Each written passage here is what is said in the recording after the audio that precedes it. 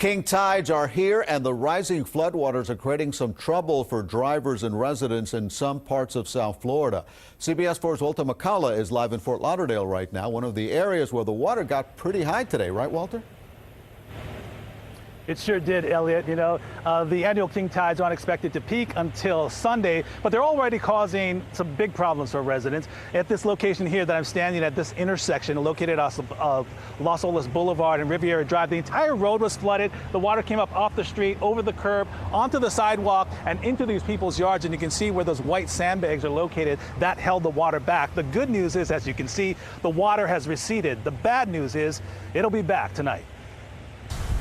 Parts of South Florida submerged. It's salt water. It's so corrosive, so damaging to the plants and the environment. Flood warnings have been issued for king tides along Florida's east coast.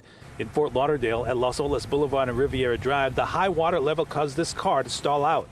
Steve Hyatt has lived here for 22 years and says it's gotten dramatically worse in the past few years. His wife attempted to drive through the high water. It's a mess.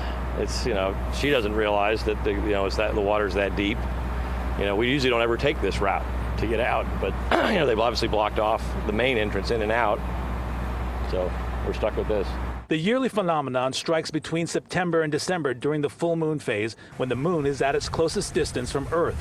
The National Weather Service has issued coastal flood advisories from Ocean Reef to Miami Beach through Saturday. Chopper 4 was over South Beach earlier today, where we can see the high water levels there. The king tides primarily impacts low-lying areas, causing flooding and in some areas a traffic nightmare. It's frustrating, probably about on a 8 or 9, because you got to be out here every morning checking it, and in the evening because it's high tide morning and night.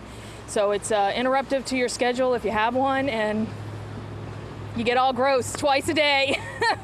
Those who live close to the water or in low-lying areas need to be prepared for similar headaches during the next couple of months.